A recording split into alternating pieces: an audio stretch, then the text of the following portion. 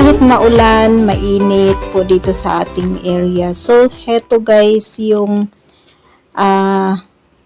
maganda sa ating plant ay lagi po siyang namumulaklak. So, heto yung ating napakagandang holly plant.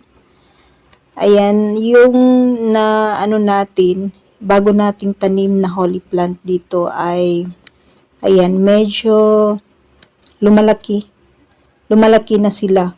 So, heto ngayon at mag-update tayo ng ating holly plant dito sa ating front yard. Kasama yung ating mga cactuses sa ibaba po ng ating holly plant. So, yan at sobrang hitik na hitik sa bulaklak yung ating holly plant. Ayan, so ngayon po ay first day ng kanilang pag-bloom.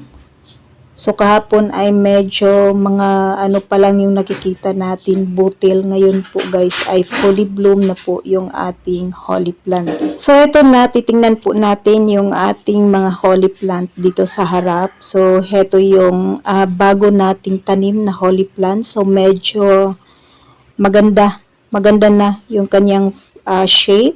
And then, nag-start na ding nag-bloom yung sa ibaba. So, ganyan po ganda yung ating holly plant. Ayan siya guys. So, yung ating jadelet dito na trailing ay ayan. Okay naman po. So, dito natin tinanggal yung isa nating gastonis para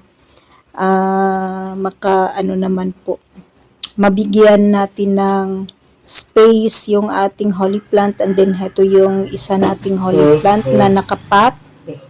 Ayan, medyo malaki na siya, so gagawin natin yung bonsai. So heto yung isa nating holly plant. Ayan, medyo na siya,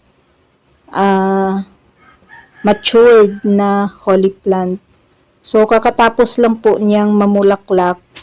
And then ayan, nag-start na ding mag-produce ng bagong dahon yung ating halaman. And then sa baba niya guys ay meron po tayong nailagay na epicea.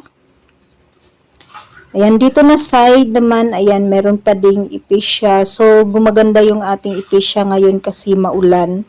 And then nag-start na din pong nag-bloom yung ating epicea plant. Then, meron din tayong nailagay na mga hawartias sa likuran ng ating mga cactus. And then, yung ating aloe guys ay medyo lumalaki na.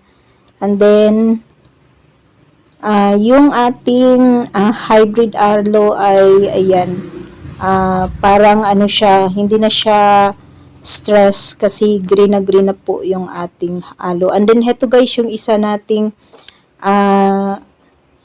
holly plant na hindi po siya matinik na na dahon. So yan, at medyo lumalaki na din. And then ang ganda ng kulay niya kasi neon color, neon green yung kanyang kulay. So yan yung ating matured na holly plant, green na green, dark green po yung kulay ng ating holly plant. And then yung ating mga gastonis ay malalaki na. Yung mga mother plant natin ng gastones ay nilipat ko na po doon sa ating hanging pot. So, heto guys, yung isa nating holly plant. So, heto na holly plant guys ay hindi po siya matinik. And then, yung sa baba natin na plant, ayan sila guys, medyo okay naman po yung ating mga plant sa baba.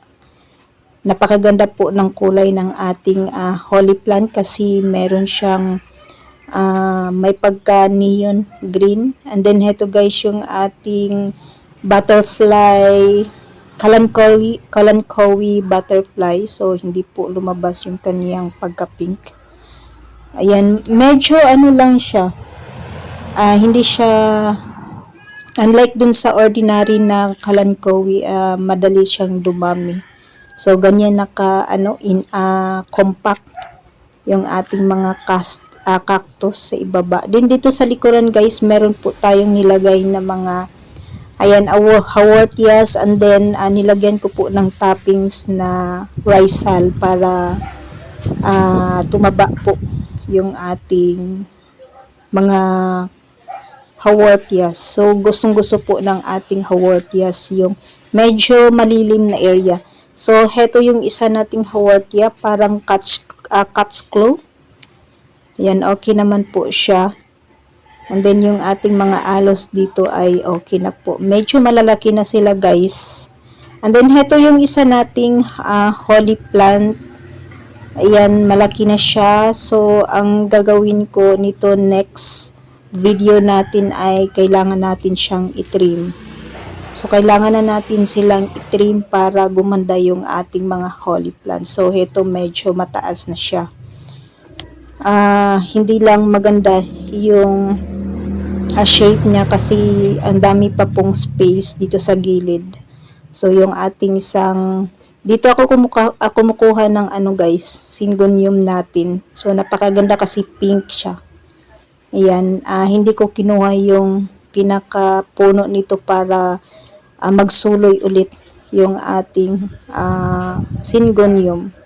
So, ganyan po yung looks ng ating mga cactus sa ibaba ng ating mga holy plants. So, ganyan na sila guys. Ito yung bagong update sa ating mga holy plant dito sa ating munting garden.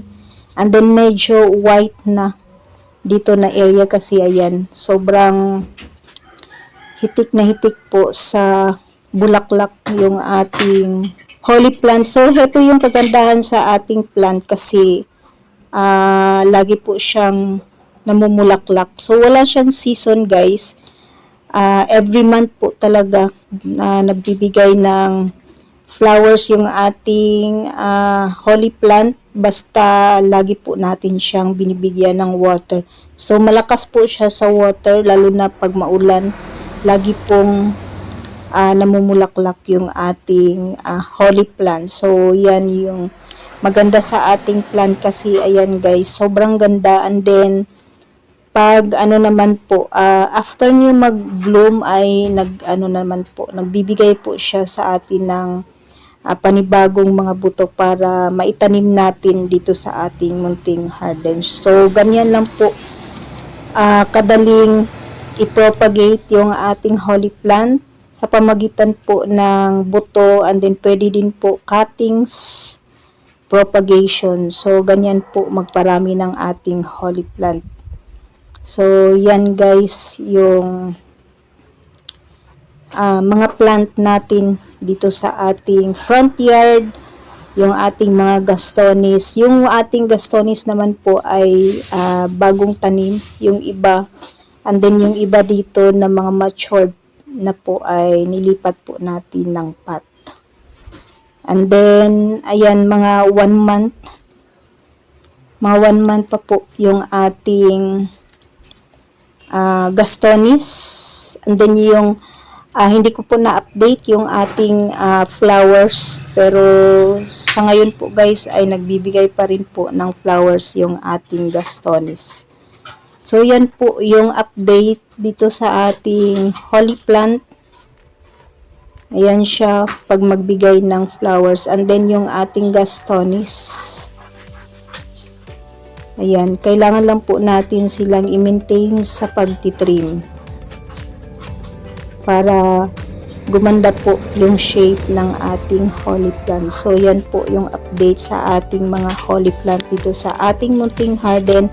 And that's for today guys. Maraming salamat po sa inyong panonood dito sa ating YouTube channel. Thanks for watching and God bless.